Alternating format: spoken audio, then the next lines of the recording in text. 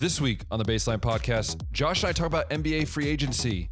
We talk about some of the big moves that are happening right now in NBA free agency. We also talk about the Durant and Irving drama, what's happened to the Brooklyn Nets. Then we talk about some Freddie Freeman drama that happened months ago, but is now being figured out. And then we also talk about the realignment of the Big Ten. All that and so much more coming up on the Baseline Podcast. Hey everyone, welcome back to another episode of the Baseline Podcast. I'm Ben, he's Josh, and we are back. We are back for another episode 43. I got the episodes right this time. A few episodes ago, I messed it up. So, but Josh and I are back. I hope you guys have had an amazing week. Hope you guys are tuning in. Maybe it's, I don't know. Has it been hot where you're at, Josh? Because it's been like 100 degrees. Rolling through like the 90s. I was actually up at the dunes up near Lake Michigan. I don't know if you could tell by the color, but It's I think a little red. like last year you were the one that was a little pink on screen, and I had to outdo you. So here I am. No, you're more red. Closer to red. You're like Bob the Tomato. That's a fun Christian joke. Yes, and it's been, by the way, it's been 100. It was 100 degrees for 3 straight days here. By the way, it was ridiculous. Like, I lived here in Hungary for 2 years. I've been coming to Hungary in the summer for many years, and I never remember it being this hot. Like, it's ridiculous. But because our house, one has air conditioning, but our house it's so like compact that it just keeps all the cool air. So it's amazing. Kind of keeps it nice and cool. So it's like an ice box in a general. But anyways, we're here to talk sports. Enough about the weather. That's for other people's jobs. We're here to talk sports. And if you've been keeping track of our baseline.podcast Instagram page, that's where you can find us at. We've been posting a lot of different things, from moves that have been happening in the NBA, some MLB drama, Watson drama, of course, and college football things are going on. So many topics today to touch. Make sure you go ahead and go over there and follow us. We'll be posting updates as we see fit. So Josh, the NBA is always it's a weird time of the year in the NBA, right? We always get these weird, wacky moves that don't make sense. They're just weird. Right. But I think this year it's a little more streamlined. There's not anything too crazy, but there are a few moves that we want to talk about specifically. So Josh, what are some of those moves that have stuck out to you that you really wanted to talk about today? I think the biggest thing is Kevin Durant requesting a trade, like something I guess that hasn't happened yet. And I mean, just what was it? Back 2 years ago? Yeah. Back in the winter, you have Kevin Durant, Kyrie Irving, James Harden, all on the same team. And I mean, nothing can go wrong, right? Like, this is the super team of all super teams. They're going to run the league for the next 3 to 5 years, depending on like if their health can hold up. And I mean, now we're here into summer 2022, and there's a chance that all 3 of them will no longer be on the team by the end of it, because Kyrie Irving is also looking for, like, I guess, sign and trade opportunities as well. But Kevin Durant kind of orchestrated this whole situation. The Brooklyn Nets broke their back to go out and get Steve Nash as head coach, to bring in DeAndre Jordan, to make that James Harden trade. And now they're left in basically ruins. And I don't know if you guys remember a while back when the Brooklyn Nets signed Paul George, Kevin Garnett, Jason Terry. And I mean, that was supposed to be a super team run the league too, that ultimately ended in a colossal failure. I mean, I don't even really believe in super teams anymore, Ben. Like, just because a team gets 3 superstars, I'm just like, prove it kind of at this point. Yeah, and also it's Paul Pierce, not Paul George, but I'm not here to correct you. But no, I've always said this, right? Like, my issue's never been with super teams. I think it was just the Warriors thing, because the Cavs were like on the high, and it was just that whole rivalry. I think for me, it's like I've seen now, it's like the teams that don't necessarily have the super team that are kind of the ones that are really succeeding. I mean, you look at the Bucks. The Bucks have 2 good stars, but the one thing I'll say that's different between Kevin Durant and LeBron James, and I always say this, is LeBron James is loyal to what he says. If he says he's going to stick it out, he's going to stick it out, at least until his contract's up, right? Like, to me, this whole Kevin Durant thing, and I'm frustrated at the Nets, because they seem to just get themselves in this. I think about every 6 years that they decide to go all in, and we know that Kevin Durant is one that, he wants the ball, right? Like, that's his thing. And you have Kyrie Irving, who also wants the ball. James Harden wanted the ball. Very ball dominant, ISO heavy. And you paid $40 million for DeAndre Jordan past his prime. Like, this to me is something that's like, you bent your back, but what guarantees did you have? Like, all you were guaranteeing and hoping for, we get a championship first year that keeps us together. Like, there's people saying, well, LeBron's going to leave LA. LeBron ain't going to leave LA because the money's too dang good. Right? Like, there's these kind of things, but you see Kevin Durant now wanting his way out. He's wanting to, push his way out. And I'm just interested to see where he ends up going. Like, who's going to take him on, right? Like, and who's going to take on the Kyrie contract? Teams that he said that he would be willing to go to. Some of them, unsurprisingly, being number 1 seeds, Phoenix Suns and Miami Heat. Shocker, right? Kevin Durant willing to join a team that's already good and can win without him. Oh wow, I wonder who that's going to remind you of. Like, I know I threw out there on our Instagram page. I think Josh saw this. I threw out there. I said OKC reunion. I mean, that's a good young team. You throw a Kevin Durant in the mix. A reunion. OKC has picks on picks. I'm just saying, Alexander, Chet Holmgren in the building. It's a good team. Now they have assets. I don't know if they will want to do that. I don't know if that even necessarily makes OKC a contender. Well, yeah, and we'll talk about here before we move on, like, of where we think he'll land.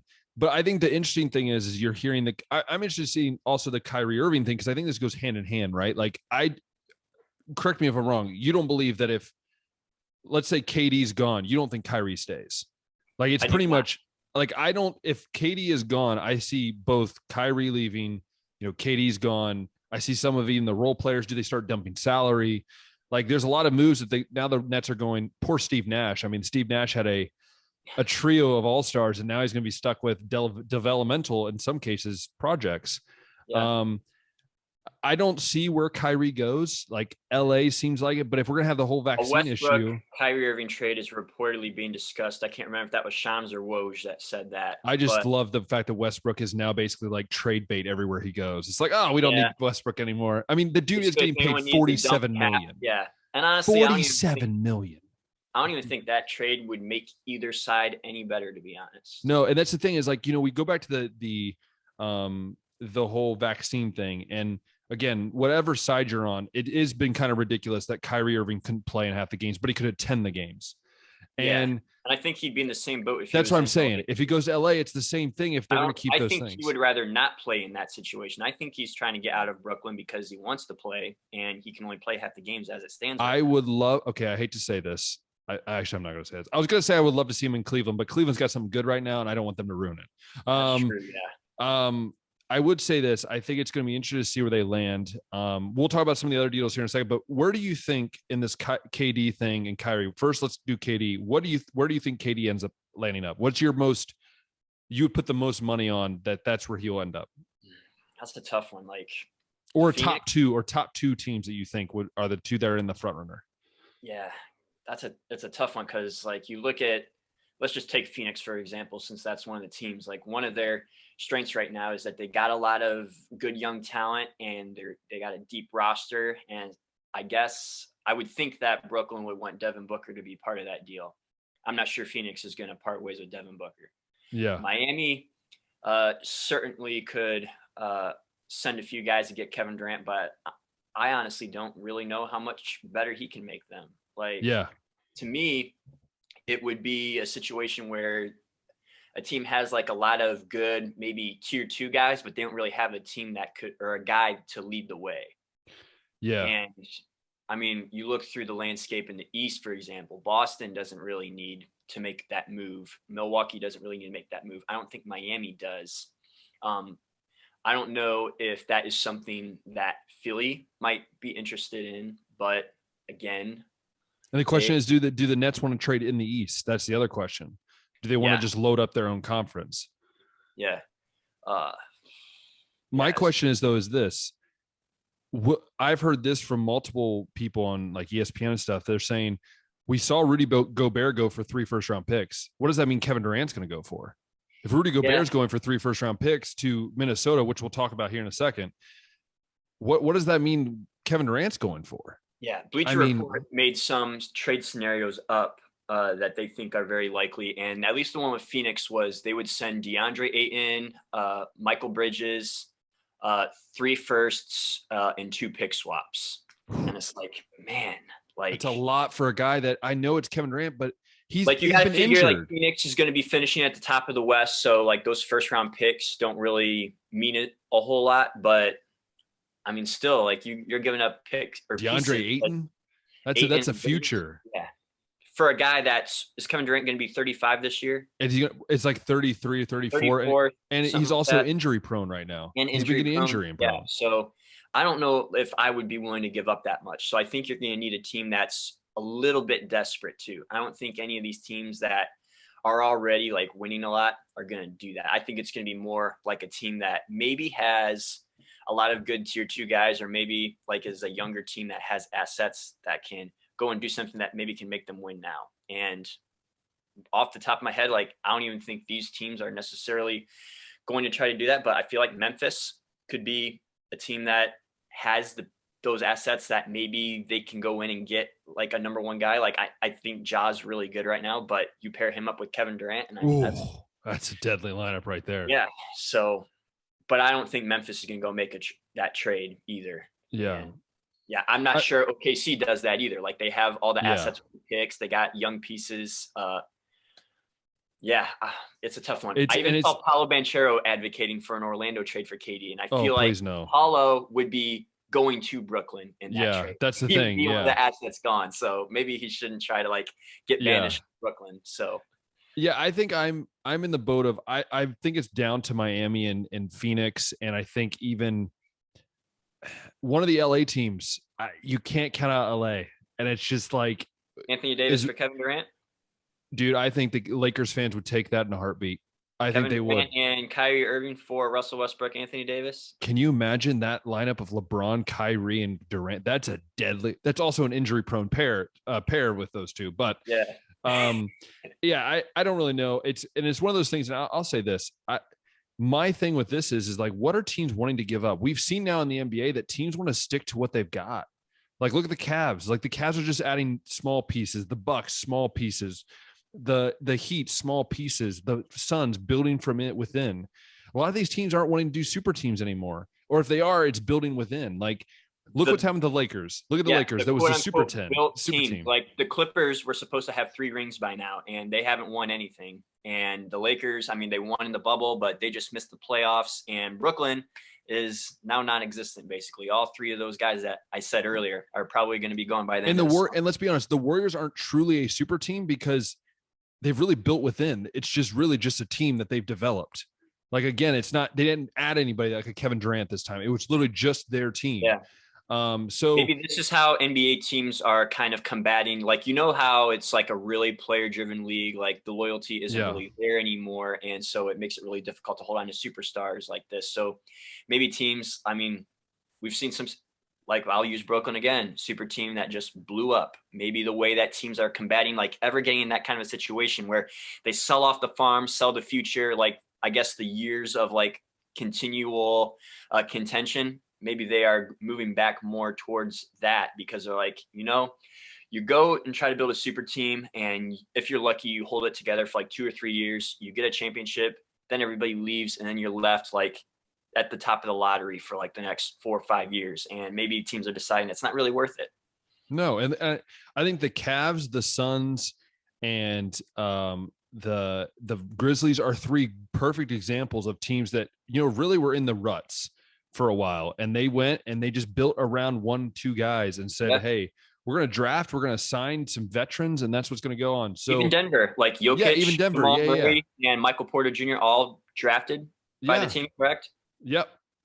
And it's so I think it's the same thing with Kyrie. I really struggle to see how Brooklyn's going to get what they want for either guy. Even more with Kyrie. Like, Kyrie, is he going to play all the time? Is the same with the KD. But I think with Kyrie, it's, he's one of the best point guards in the NBA when he's there and mentally there. And we all know Kyrie can have his, let's just say, Kyrie can still play when he's on the court. Yes. And that's the thing. And if he's going to be. So I'm really interested to see there. But again, for me, for Kyrie, I would not be shocked if he goes to LA. And I wouldn't be shocked if he goes to a team like, you know, Denver or some of these random teams that you wouldn't even think of, because I think Kyrie, everyone wants Kyrie, but where does Kyrie want to go? Where do the Brooklyn Nets want to send him? So there's a lot of complicated things with that. But Josh, I did want to get your thoughts on the Rudy Gobert thing. What is happening with the Utah Jazz? Because a couple of years ago, we were talking about the Utah Jazz being a team that everyone was going to compete with, everyone wanted. And now it's like, dude, you just unloaded the defensive player that, a 3-time defensive player of the year. The dude that's at your middle, he's averaging 15 boards a game. Now, I know him and Donovan Mitchell have had their own heat, but my question is the 3 draft picks worth it? Or do you think this is Utah going to be unloading a lot more people in the future? Yeah, that's going to be interesting to see. Like, if they decided that they've kind of topped out with the Donovan Mitchell, Rudy Gobert duo, like is 4-5 seed, like somewhere around there, like the best that they're capable of. And they're like, well, we've topped out. Now we got to like restart from here. Or do they use those picks to maybe try to add some other pieces, or maybe package them up to get another player? Kevin Durant. But I mean, it's kind of got to be a bummer to be a Jazz fan, because when you look like the last couple of years with the Rockets, parting ways with James Harden and Chris Paul. So you got to figure, okay, we can finish better than them. And then Golden State like has all these injuries. They lose Kevin Durant. They're a lottery team. You're like, okay, so that means obviously we're going to bump up, right? But then other teams like Phoenix have kind of passed them by. Denver has passed them by, and Memphis is pushing up there to probably pass them by as well. And you got to think, man, like, what did they do wrong? Like, my question though, this is more of my question though. I do agree with you. I think it's very interesting, but what do you think about Minnesota? Do you think they reached a little bit on this? What are you going to do? Put 2 7-footer? Like, is that what you want to build your team around? That's my question. That's going to be interesting seeing how Karl Anthony Towns and Rudy Gobert fit on the floor together. Like, I know Karl can like step out. He's got some range. He can shoot, but does he want to become a stretch four? Is that where he is the most skilled? I don't really know. But you have D'Angelo Russell. You have some of these pieces, but let's be honest. Towns is a guy that his average is a double-double. You're going to tell me you're going to have 2 dudes average double-doubles inside? Who's going to be the one that plays inside? Who's going to be the one that, and Rudy Gobert, let's be honest, he's a 5. Like there's no, like that's where he is. You do not want him out of the paint. Yeah. Yeah. And so it's like, is Karl Anthony Towns saying, hey, I'm okay playing the 4, occasionally maybe the 3 if need be. If there's anything, you look at the Cavs, they're the best team at doing 4 7-footers out there at once and doing it the best, but those are different players. Karl Anthony Towns, he's a big dude. He's a thick dude. Like, he's a guy that should be banging down low, not shooting the jump shots. But then again, we don't know what the Jazz are going to do. I mean, sorry, the Timberwolves are going to do.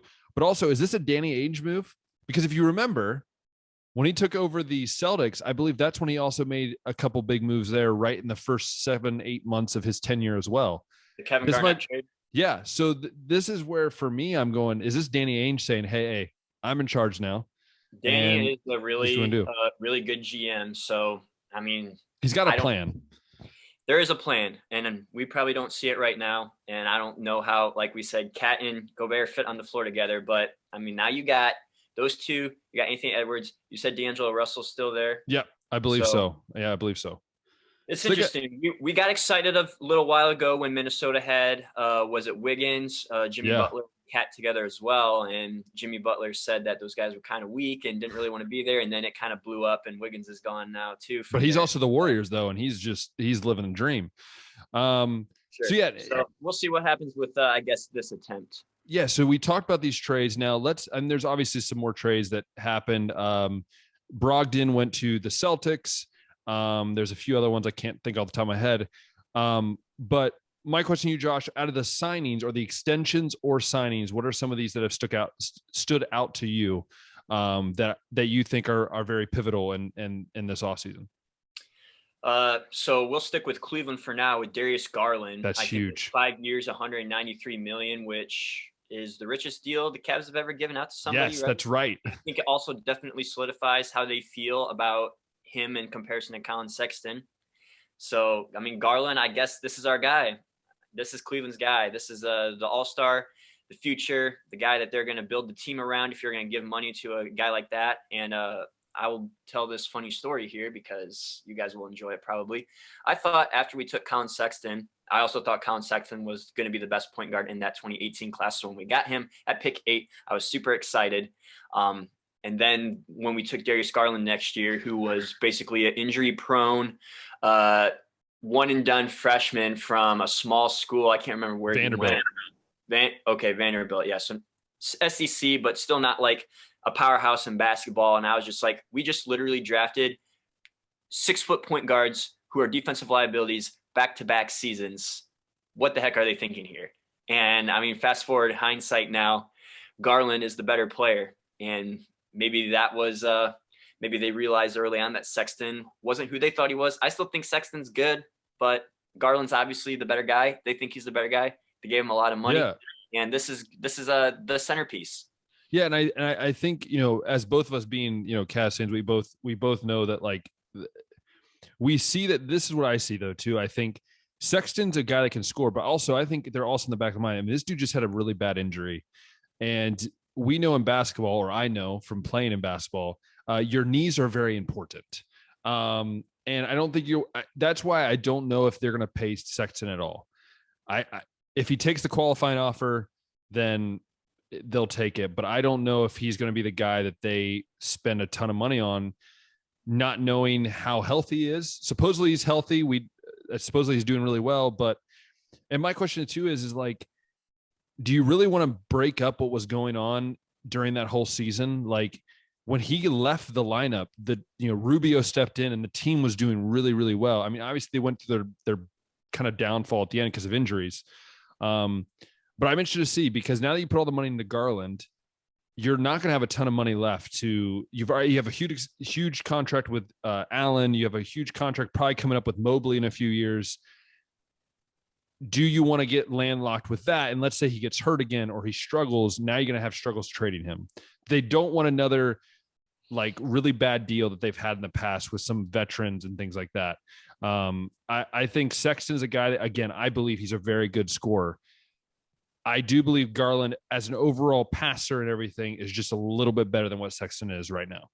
Agreed. Yeah. And that was an issue with Sexton coming out of college when he was at Alabama. It's like, okay, he's fast, he can score, but he's not really the greatest distributor. He doesn't necessarily see the floor the best for, I guess, better options or to be able to pass and move the ball around. But yeah, so there's Garland, Cleveland centerpiece. And speaking of other centerpieces, it looks like New Orleans is going all in on Zion Williamson, who has played 85 games in 3 seasons. And the offer on the table, supposedly from reports, is 5 years, $230 million for an injury-prone 21, 22-year-old. Like I said, 85 games in 3 seasons. But to be fair, let's break down New Orleans, guess, situation here. So you have a couple options here. You let Zion Williamson walk, and you get nothing out of him. He becomes a superstar, maybe somewhere else, and the injuries stop. That's one scenario that could have happened. Another one, you offer him maybe a little bit more money, a little bit less money, excuse me. I don't know. It seems like basically the norm is you give everybody the max contract now, and anything less than that is basically taboo. Is like, why would you even offer that? They're not gonna take it. So that's another option, I guess, on the table. A trade, but then again, with an injury-prone player like Zion. Very injury-prone. We were talking about Kevin Durant and Kyrie Irving earlier being injury-prone. Like, teams aren't going to want to give Brooklyn what their full value. But they've proven themselves. That's different. They have proven themselves at the same time. Yeah, Zion. He's been an all-star. We know he's really good, but is he going to be on the court? Like, he just missed all last season, so they weren't going to be able to get him at full trade value. So it's like, do you give him this $230 million then, or just because of the fact that his ceiling is top 10 player? I'm gonna be honest with you, Josh. But I don't really like it. I'm gonna be honest with you. I'm gonna be honest. I hate this almost as much as you hate the Watson deal. And I'm not even a New Orleans Pelicans fan. Like, this to me is like the Cavs going out and saying, "Hey, player, whoever it would be, let's just say Garland had just went 2 back-to-back years playing like 20 games. They go, hey, we're gonna give you the max, 200 and some million." Like, Zion is like, I know I'm in the very minority here. I've never thought, like, I've watched Zion play and I'm like, yes, he's an athletic freak. And yes, he can dunk it. And yes, he can rebound. But I look at him and I go,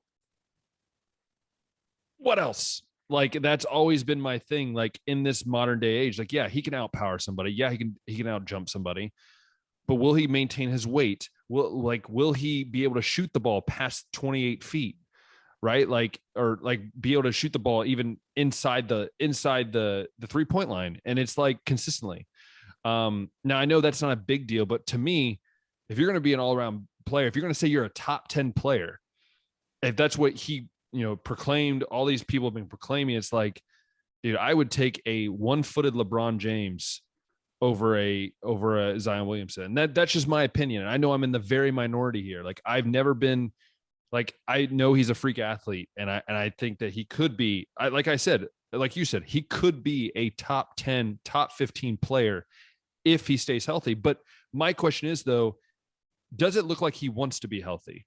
That's my question. Yeah, I mean, it's tough to say like what's true and what's not, but all the reports just kind of seemed like he was being lazy, not really taking rehab seriously, laying around playing video games, eating chips, drinking Mountain Dew, gaining more weight. Like, we saw the photos, and there was dispute whether those were photoshopped a little bit or not. No way.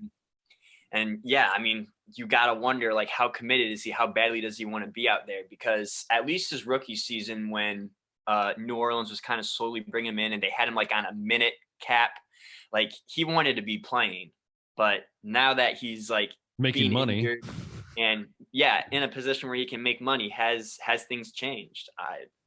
The question is, and I heard this by someone, they're like, is this the new Jamarcus Russell? And Zion got the thing. Stats.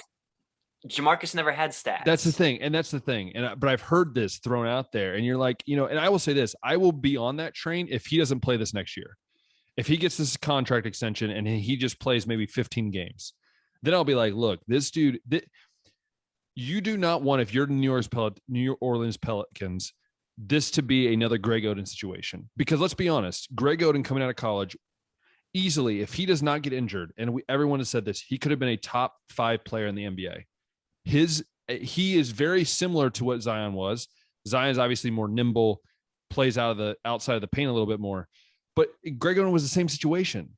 Like, a dude that you draft really high, the dude that hey, this is our centerpiece. And look what happened. He gets injured, and it kept getting injured, and then basically turns into nothing. And so I hate this deal so much. When I saw it happen, I was like, it's very different from the NFL, where it's like once you turn 28, or if you have like a season where you miss 3 or 4 games, teams will just cut you straight up. And then when you're in a free agency, they'll offer you like 1 year, $5 million, like a free deal. And here's Zion getting paid based on potential, which is like, we see in the NBA, teams will draft by potential, but paying by potential, I'm not necessarily as big of a fan of. Also, Ben, since it just popped in my head, who do you think plays more games in the 2022-2023 season, Ben Simmons or Zion Williamson? Neither. They'd never played. I'm talking about this coming season. This coming season. Yeah. Dude, to be honest, they're both cut from, I think, pretty similar cloth. I think Ben Simmons really loves this celebrity lifestyle. I don't know this. I'm just saying from what I can watch and what I hear. And it's like, he's injured, but then he's not injured. He's recovering, but then he gets injured again. There's that whole scenario, which, again, Ben Simmons is another example of someone that could be a top 15 player. He can't shoot. We all know that. But my question is, okay, so if I'm going to give you an answer, I'm going to say this. Who wants more money? That's what I'll say. Because because if they're going to get that second contract, or well, not second, because technically they've both been extended, but that third contract, we'll say. I would say this. I think it's going to be Ben Simmons, because I don't trust Zion has it in him. That's just me. That's my hot take.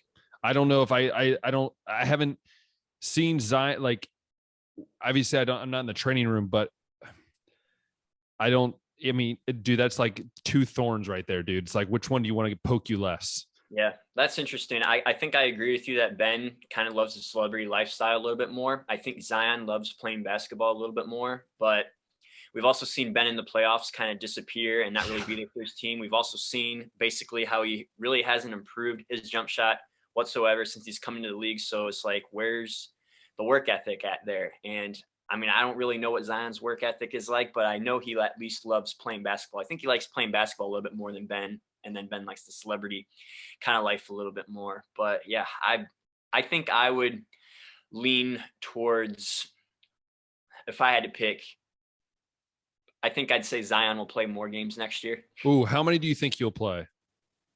Yeah, that's a tough one. Let's go with he will play 40 games in 2022-2023 season. I'm going Ben Simmons 38, Zion 25. Actually, now that I just thought of this, Ben is still in Brooklyn. I'm just saying. Kevin Durant and Kyrie Irving might be done, but if he's in Brooklyn and he's the main guy, been sitting and the here, pressure is way down. Dude, Ben's been at those dance clubs just waiting for this moment. He's just not been playing, waiting for this moment. If he's the one guy in Brooklyn, like the one guy left, I would assume that means that Brooklyn's probably going to be almost a lottery team, in no way a playoff contender or a championship contender. So since that pressure is way down low, maybe that kind of brings him back onto the court, just because brings him he back to life. Play, and it doesn't really matter if they win. Maybe Brooklyn will be like the Russell Westbrook, Ben Simmons, like all these dudes that are just like lost right now in the world of basketball. Man. Yeah. But so yeah, anyways, enough on Zion, right? You've heard my rant for the day. Let's talk about some of these other moves. I'm very interested in one move is Ricky Rubio back to Cleveland. As we all know, he tore his ACL. The second time he tore that ACL with Cleveland, they end up trading him for a trade exemption, which, by the way, brought them Karis LeVert, which is a huge thing in this circle. But they brought him back on a 3-year deal. No guarantee he comes back next year completely healthy yet. I think what that tells me is that the Cavs know what they want. They want to keep it glued together. They want to have the most consistency. They brought in Robin Lopez, which I think was a brilliant move, bringing in a veteran to be in there with another guy with Kevin Love to kind of mentor these younger dudes. We talked about the 2 draft picks in Mobley and Chabo, whatever you say his name. Got to work on that. But that's one of my moves that I really think is just it's a smart move by Altman and the front office there. That's just on my take. Yeah. I'll move. My other interesting move is Brogdon. We briefly brought it up. I'd like to talk about that one because that's like the other really kind of big trade that's happened so far is Brogdon to Boston. And I know Boston didn't really have a true point guard this last season. I mean, Marcus Smart was kind of running point, it looked like there, but now they got a guy in Malcolm Brogdon that is more of a true point guard, a guy that you can rely on to run the offense a little bit more. And I think I can't remember who all they gave up. They gave up 5 guys, including Daniel Tice. So the German, I believe he's the German, the guy that's from Germany, I believe. I think so. I can't remember. Somewhere in Europe. But this must have been what Brad Stevens thought was missing. Maybe just having that true point guard, somebody that can run the floor. And we've seen Brad make some good moves. I trust him if I was Boston. They needed to do something because I think you also got to realize that Milwaukee might have been the team out of the East in the finals if Chris Middleton doesn't go down. So you can't just be satisfied with making it to the finals. You got to make sure you stay ahead, do what you got to do to stay ahead of not only Milwaukee, but we mentioned Miami as well, the better team. Cleveland. And Cleveland's on the come up too. Yeah. So I'm just saying, I'm predicting now. I said it earlier, Cleveland making it pretty far next year if they stay healthy. I said that. That's my team if they stay healthy, but I'm biased. But another couple moves that's interesting is that the Warriors are losing a few of their role players because they don't have money. I think that's part of the reason why. Gary Payton, he went to Portland, I believe, or he agreed to it. Guy that said he wanted to stay in Golden State. Agreed to. Well, they only offered him like not the minimum, but like a really short contract, and he wanted a 3-year contract or something like that. So I think he got like a multi-year contract from Portland, I believe it was. There's another backup that ended up going to the Lakers. He was from the Bay Area. I forget his name.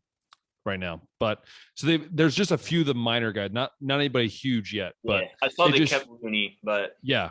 And then you have the Lakers, not the Lakers, the Clippers signed John Wall, which I think is very fascinating. Seeing John Wall head out of Houston. My man, by the way, as a High State fan, I do have to shout out to Jae'Sean Tate getting an extension with the Houston Rockets.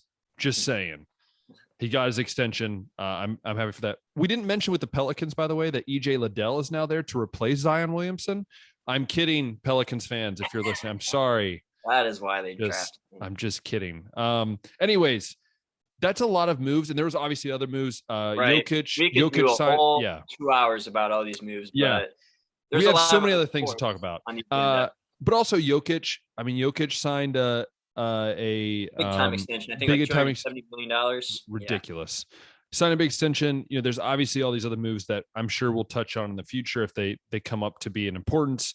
But speaking of free agency, now, Josh, one of the most interesting stories in sports this week that at least I think it was most interesting was MLB free agency, which is like, wait, that's not this time of year. You're right. It's not this time of year. But we found out that Freddie Freeman fired his agent due to something that happened in the offseason that he didn't know about that allowed him to get a huge contract in LA, but then he's really ticked off about. Anyways, Josh, please explain it, because it was very funny when I first read it. I actually thought it was like a joke. I didn't actually know it was serious.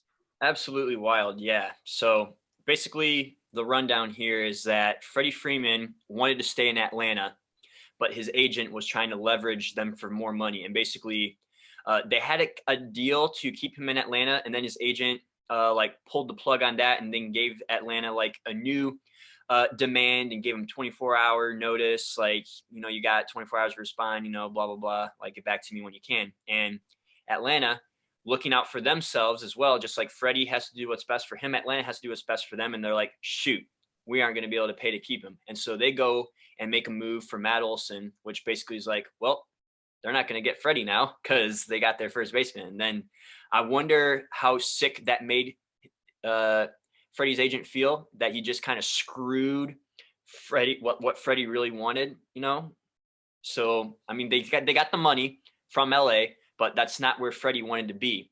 And like you said, he didn't know that any of that happened. He was finding out a lot about it when the Dodgers returned to Atlanta. He got his championship ring. He was getting standing ovations. He's crying on the field. He's crying really hard in like these post-game interviews. And I guess he learned a lot about what happened exactly in the offseason from being in Atlanta. And so his agent got fired basically immediately. And it's a really awkward situation now if you're like the Dodgers, I'm sure, but also Ben, like, what the heck, man? Like, I'll say this: agent doing. One thing that I will take from this is that there still shows me there are players that truly love the team that they played for. And that to me shows me that there is still hope for these guys. Like, as much as I bash on Joey Votto and that the Reds suck, yes, I finally said it after 3 weeks. They still suck so bad. I had to say that today. It's been missing. I've been missing part of my heart for that. But Joey Votto, it's the same thing, right? Like, the dude loves Cincinnati. I don't know how many people love Cincinnati. Let's be honest. Like, it's a great city, but like no one really loves it as much as he does. And I think Freddie was the same way. Like, when you saw him, when he had said he was going to LA, like you could tell, like when I was watching interviews, I'm like, he doesn't want to go to LA. I couldn't believe it. Like, it shocked me because it's like Freddie is Atlanta. He loves that city. That city loves him. Like, why is he? And I wouldn't be shocked. Why was this not solved the season before, like an extension? Well, I also say this though. Supposedly the agent also never told him about the last offer that Atlanta made. And that's what's frustrating to me as someone who has this is a guy that's supposed to be working for Freddie for what he wants. And it's someone that has been around the sports, has been around a lot of different things. Over here in Europe, you hear about contracts. There's a lady that runs a volleyball club. I look over her contracts in English to see how they are. And it's like, they make sure everything is told right up front to the player, to everything that's going on.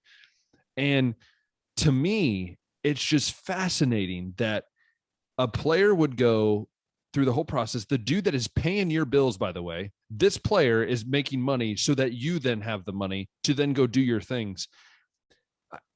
This is why I think so many players, you're seeing more and more players now almost go without an agent, or they go with like their best friend. They go with their best friend, or they go with someone that they trust, because these agencies nowadays are asking for money. They're asking for more of these fees. And these players are like, dude, this is my life, right? Like, I don't have an agent looking for teaching jobs for me. If I did, I would trust them to do their job of finding one, not to take me out of it. And I'm sorry, but like, I have no sympathy for this dude. Like, I really don't. I would hate to be an LA Dodger fan, because I would not be shocked. I'm not saying it's going to happen, but maybe in a year and a half, Freddie goes to them and be like, look, I really don't want to be here, or I definitely see Freddie after this contract or somehow making it back to Atlanta. I see him going back to Atlanta. Matt Olson signed a pretty long extension over there. Yeah. I mean, but you also have the DH now in the NL. That's true. That which also plays a big difference. And I think I would not be shocked if Freddie Freeman somehow squirms his way back down to Atlanta. Yeah, 6 years with the Dodgers, which I think he would be 38 or 39 when that deal's up. Yeah, sign a 1-year deal. You know, look at Joey Votto. I mean, the Joey Votto, we freaking got him under contract until he's 105. So, sorry, I hate how the Reds are playing. Anyways, we all know the Guardians are amazing. You don't have to say anything, Josh. So, anyways, yeah, it's interesting. And Josh, I want to ask you this: like, what's your take then, man? Do you think, like, what do you think the role of an agent should truly be? Like, when it comes to the negotiation, what do you feel like an agent should be truly doing? Yeah, I think agents, I mean, you got to have the player's interest at number one. Like, your job is to do what they want.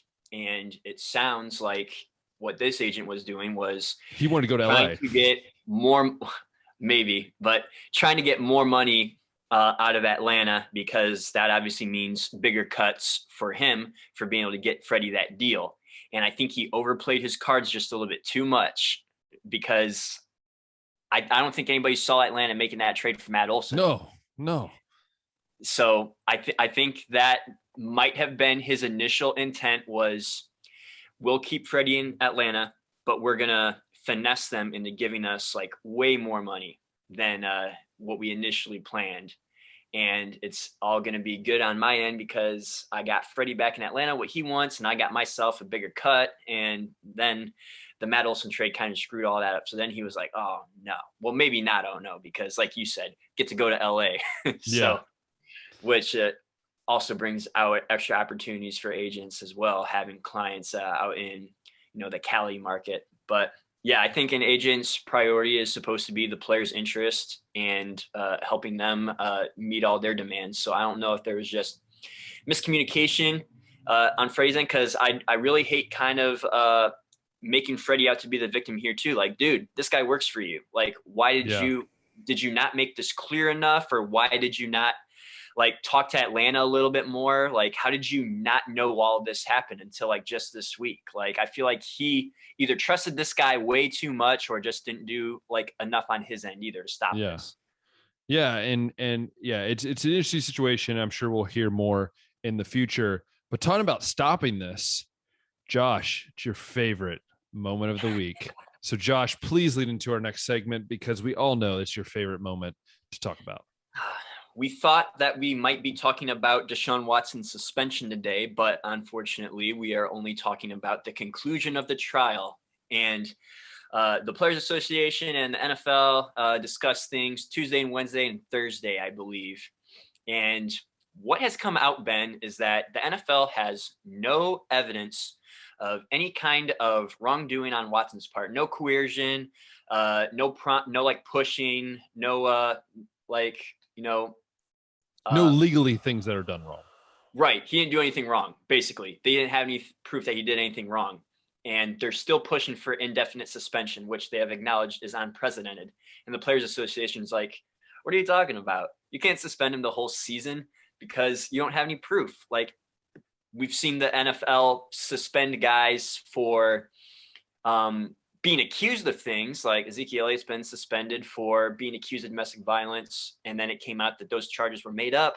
Ben Roethlisberger's been suspended for rape allegations, and it came out that I think those were made up, or at least it was like a little bit more, I guess, Consensual. agreed upon, consensual. Yeah. So now we're here in this spot again, and it's like we have no evidence here. And are they going to be able to give that kind of suspension? Because I believe Zeke's suspension was like 6 games tops, and then he appealed and got it down to maybe 4. Ben's was like 4 games or maybe even less than that. And they're going for indefinite here with Watson. So if the NFL gets their wish and shoves indefinite suspension on Deshaun Watson, do you sue the NFL for wrongful suspension if you are Deshaun in the Players Association? Yeah, of course. Like, we're in this world of the freaking media just knows everything. Guilty until proven innocent. Like, look, Johnny Depp was a perfect example of someone that fought for the fact that, like, dude, I have done nothing wrong. I have literally been, I have been told by the media that I'm the bad guy. And it's also funny now that this is pop culture, but it's funny now how now she's turning around and saying, oh, the internet caused me to be found guilty. It's like, no, you started this, you made it a whole thing.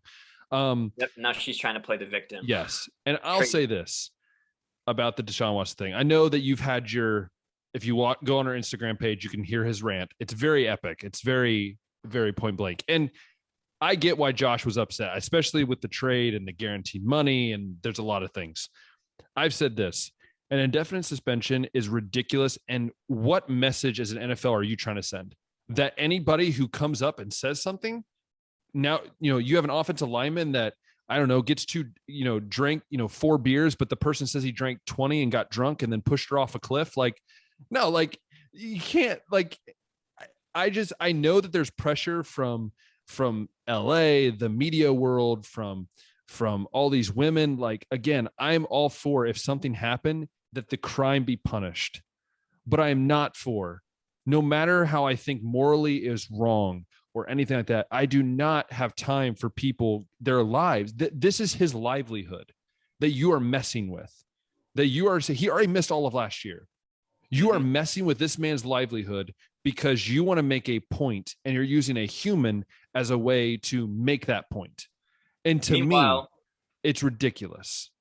Meanwhile, I'll remind you that Calvin Ridley is serving an indefinite suspension, most likely for the whole season, for betting on a football game that he didn't even play in. AKA Pete Rose. No, I'm just kidding. Let me remind you, too, that while this is going on, we have the Dan Snyder investigation going on, too. I think that's a congressional hearing. And that's just looking like a clown show more and more, too. Like, the NFL is clearly protecting its owners, and they're just like treating the players like dog crap, for lack of a better term. It's true. The NFL is now the new, it's the new Hollywood of sports. It truly is. It's, to me, this has become political, and sports is the one place, Josh, we have been honest on the show from the beginning when me and you started doing this, that we truly believe that the sport should not be about politics. Sports should not be about saving face. Like, if someone does something wrong, then yes, punish them. But if someone has done something that you're afraid that it's going to affect you and your brand and your money, I'm sorry, but there's no place for you to ruin someone's life. And I know you're going to have people say, well, what about the women and stuff like that? I'm not saying that what they said is wrong. If it happened, it happened. But there's been no proof. He's said he's not guilty. He's gone through 2 criminal trials, and he was innocent on both of them, not guilty. He has been, a lot of the suits have been solved. He's been taking, like, I just have this issue. Like, I'm not saying this is a Browns fan either. I'm just saying this is a fan of the NFL, of football in general. What precedent are we setting for our younger generation that you can be doing your job? You might make a mistake, but you did nothing legally wrong. But now your own job is now hung up in the balance because of what someone else says, because of words that are they true? Are they not true? Because as far as we know, a criminal trial said he's not guilty. So twice. So how come the NFL is now playing God? That, to me, is what is so frustrating about the situation. And again, I'm not saying this just because I'm a Browns fan, and Josh knows that we're pretty point blank when we talk about this. We're and as much as you hate the contract, as much as I sometimes hate the contract, in general, I also look at Deshaun Watson going like what's this man thinking? Like he's like, dude, I just want to play football, right? Like he just wants to play football, like and again, if he did something wrong, punish him. But NFL, please stop playing this like ultimate judge that you think you have to save face. Well, we have to prove a point. Like, what point are you proving? What point exactly? Like, what point are you proving? Proven not guilty twice. I mean, we can talk all day about like what he did not being morally right, but what's the same with? It's the same with guys going out and getting drunk and they go home. Morally, we don't think that's right. Or go out and we see somebody that smoking cigarettes or smokes weed and then gets suspended 2 games or whatever it is. Like to me, it's like you're just making an example out of somebody because you want to have an example out of somebody, but also he'll be then not suspended, but basically out of football for 2 years. You've basically taken 2 years out of this guy's life because of what you thought you could do to solve it. And it's tough to return after sitting out like just 1 year. We've seen that with like some of these guys that have retired and then come back. Like they don't usually come back exactly the same, but I mean, 2 years, that's tough. And I'll just say this just so that everybody's clear. I hated the Deshaun Watson trade largely because I felt it was unnecessary because we already had Baker Mayfield in Cleveland. But I mean, if Deshaun Watson didn't do anything wrong, like obviously I don't think he should be suspended. Like that's silly. Like that's injustice, to be honest. Like if the NFL gets its wish with an indefinite suspension here with no evidence of any wrongdoing, like that's just messed up. Yeah. And it's, we can talk about Baker too. Like, where do we think Baker's going to be? What's Baker going to do? Like, I think he should stay with Cleveland for at least the 6 games or at least this year, get his money or whatever. We could debate that all day. Right. But I think what we found out this week is that the NFL is out to try to prove a point, and they want a sacrificial lamb. And that person's name is Deshaun Watson. And just like John Gruden was kind of that sacrificial lamb with the Dan Snyder case, like all those emails that supposedly had, all the dirt and about everything that was going wrong in the organization. And they turn it from a Dan Snyder case into a John Gruden is fired case. Yeah. Like, what the heck? And that was the sacrificial lamb. And again, we, if you have a different opinion than us, then like, please share it. Like, we're not saying that like, we're 100% right on this, but I think we both can agree though that there is nothing that he has done that's legally causing issues as far as we could see from the NFL's point of view, from the criminal point of view. So what else are we waiting for? Are we scared of the 26 women that they might sue the NFL? Like what is there that you're so like scared of as a NFL that we've shown, right? We've seen in this world nowadays that less people are wanting to be less worried about politics, right? Look at some of these movies that have come out. What are the movies that have done really well, Josh? We've seen Top Gun. We've seen the new Minions movie that's just about fun and love and hanging out and enjoying it. What have we seen the movies that have struggled? The ones that are about politics, the ones that have made family not important. These things that are just become this nature of what now everything has to be around. Why can't sports be sports? Why can't movies have a great message and just be fun to watch? Why, and there's a bigger message to this that, I could be going on and on about, but I think Josh, you can say this as well as for me, is that if he did something wrong, punish him. If he did nothing wrong, let him go. Yeah. Couldn't agree more. So let him go. Kind of, continuing that take on let sports be sports. Let's end the podcast here with a fun sports discussion. The Big Ten is adding USC and UCLA in 2024. 2 teams that are competitive both on the football field and the basketball court. I think that it's a huge win for the Big Ten. I know everybody's kind of excited about the LA market, even though USC doesn't even sell out of football games. Even back in their heyday, they had absolutely nobody show up to the Rams Super Bowl parade in LA, but they always show up for the Lakers, even when they absolutely suck. Like the LA market, I think it's a little bit overblown, like how valuable it is, but I mean, these are two teams. It's going to draw a lot of attention from the East Coast, like in the Midwest, the Big Ten crowd. Yeah. They're going to be watching. They're going to be tuned in to watching these teams. Like, and think of all the potential rivalries that could come up from this, like an Ohio State USC Big Ten championship. Like that would be absolutely insane. Like that was the Rose Bowl rivalry, like for years and years and years and years, was like OSU and USC. So, I mean, the only negative I see out of this whole thing is that USC and UCLA being all the way out on the West Coast, anytime they have a road game, they're going to have like the worst travel ever to be able to make it happen, because like the nearest team to them is Nebraska. But imagine taking a road trip to Rutgers. Not a road trip, but a flight, to Rutgers. Imagine not being able to play in the Southern California weather, and you're going to like Wisconsin. Ohio State or Rutgers or any of those teams. Minnesota. To play in the snow. Yeah, it's not going to be the most fun for them, but they are making a lot more money being associated with the Big Ten, because I think they were making like $30 million with the Pac-12, and Rutgers makes $100 million, I think, from the Big Ten. Those are like rough numbers if I don't think they're exact, but pretty close to that. So, I mean, they're making more money in the Big Ten. The Big Ten crowd is going to be watching them a little bit more, so they're going to gain a little bit more viewership. I think it's a slam dunk. What do you think, Ben? I don't know. Like, I'm both ways, man. Like, first off, Notre Dame, you're a bunch of wussies. I'm sorry. Like, I've said this how many years, Josh, have we heard, as growing up in Ohio, how many years have we heard Notre Dame should join the Big Ten? How many years? I think most of our life, we've always heard this makes sense. You're in Indiana. You're right next to all the big teams in the Big Ten, but yet they want to be independent. I wonder how long that's going to last now. I really do. I really do. I just wanted to mention Notre Dame because of what Marcus Freeman also said. So I'm a little salty right now about Notre Dame. But no, going back to USC and UCLA, I do believe it's good for the Big Ten. I do.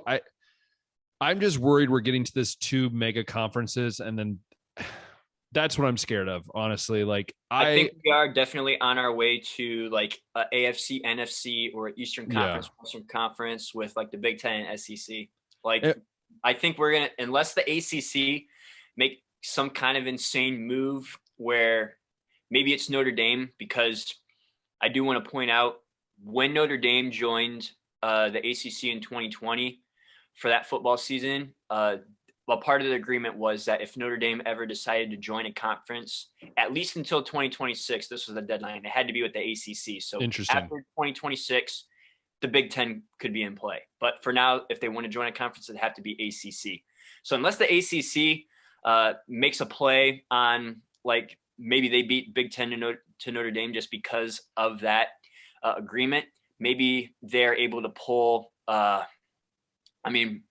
it kind of makes more sense for West Virginia to not play in the Big 12, maybe the SEC instead, or not SEC, ACC instead, like grab some of these teams that are a little bit more close around here, maybe get a couple of like some of the better G5s. Like I know that some of those like UCF and Cincy are headed to Big 12. So that's going to be interesting seeing like how the Big 12 and Pac-12 kind of go from here, because I imagine Oregon and Washington are going to try to get out of the Pac-12 next. And maybe they move to the Big Ten, and then this. Or maybe you see a Big 12 Pac-12 merger. I wouldn't be shocked with that either. But this plays into, again, like your 2 mega conferences. So yeah, I'll let you continue kind of with that. No, I don't want it. Like I'm a very like this is the thing. I'm new school, but I'm so old school, man. Like I remember growing up, and you know this, waking up on a Saturday morning, watching College Game Day, seeing them go through each conference. Hey, what's happening in the Big 12 this week? They have all the previews. I mean, what's it going to be in 7 years? Are we going to lose those conferences? Are we going to lose some of the traditions, the teams that can play each other? Like, will we lose the High State Michigan rivalry? Will that be gone if there's 2 mega conferences because we don't have enough? Every year we have to switch teams, like, right? There's a lot of unknowns. The reason why I brought the Notre Dame thing is because it's like, you really want to join the ACC, to play football. If that's what you decide to do, like you have a chance to, have a great conference schedule, but no, it's Notre Dame. I'm sure my dad that's coming on in a few weeks will have plenty to say about that. But I think for me, Josh, the one thing I don't get is why the I get the Big Ten, but like you said, the travel schedule, and that's what popped out to me. Like I'm thinking, what if USC has to play back-to-back road games against Rutgers and let's say Penn State? Do they stay in New Jersey area? Do they come all the way back? Like the kids have to have classes, and it's really fascinating to me. And it's the same for Ohio State or Rutgers. Like they're gonna have to travel all the way to LA to play these teams. I really will say though, I think they are at a disadvantage when it comes to playing in the winter or like the late fall time. Imagine them going to Minnesota in early December or late November. Imagine USC taking their team to Minnesota or to even to Wisconsin at like, you know, when it's -4 degrees and it's snowing and they're just like, oh, like I don't know what to do. You know, is Lincoln Riley ever going to, you know, is that going to be funny? But I will say what's funny about Lincoln Riley is there's that joke that he ran away from the SEC and now he gets thrown into the Big Ten. I just think it's really funny. I think it's fascinating. Yeah, I think this also means that the Big Ten is going to have to reorganize divisions because, I mean, we would assume that USC and UCLA as it stands would play in the Big Ten West. And then now you have, 9 teams in that division and 7 in the – I think you would see. So, I think what you would see is I can pull up the divisions here. Big Ten West. I think what you could see is, if I remember right, do you maybe bump Purdue from the West to the East, and then you have 8 and 8? I think so. The West. Okay, I don't care about Bing. So I would say, yeah. I think you would see. I think that's one that you would see. I also think that. Let me pull up here. Or maybe they'll ban divisions entirely. Yeah, I don't see them doing that. I don't. I think you. Yeah. I don't know. I'm trying to think here. I guess Purdue would be one of them. I think Purdue moves over to the East. Then maybe Northwestern. Purdue's more East. That's true. Purdue is more East. Closer to Chicago. Purdue, like Central Indiana. Yeah. And IU's already in the East. So the East is like Maryland. It's Maryland, Rutgers, Ohio State, Michigan State, Penn State, and IU, I believe. Yeah. So yeah, I don't know. I mean, Illinois is kind of west though. Iowa's west. Nebraska. Right. Purdue would make the most sense. Purdue would make sense, and then maybe you throw a Northwestern in there, or maybe even Illinois. But if you do the no conference thing, then you're going to lose a lot of rivalries.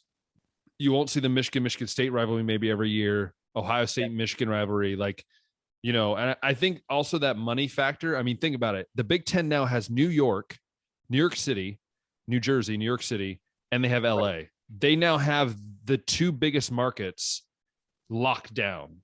The SEC doesn't have that. If they can capture like a Texas Tech to just get like the state of Texas tuning into to their conference, they'll be making some dough.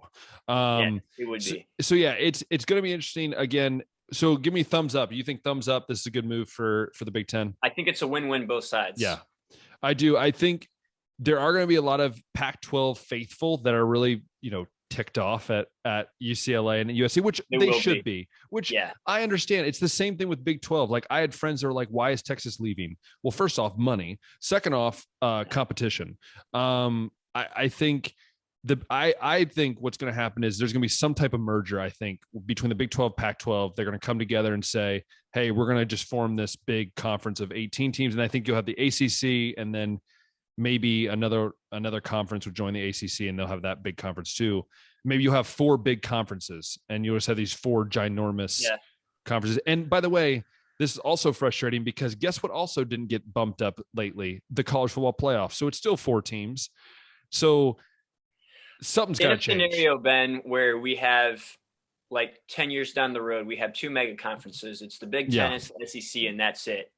Do you think that they adopt a similar NFL style playoff system where each conference puts out 8 teams or 6 teams? I would say you have like, you know, 6-7 teams, and then maybe you have a bonus team from another non-big conference. So maybe you'd have like the top 2 teams outside of the 2 mega conferences would join as like a wild card. Just thinking like SEC, like very realistically, Georgia, Bama, Oklahoma, Texas A&M. Texas will be there. Florida, I'm hoping, will be like a regular playoff contender. Wait, hold on. What did you say? Florida?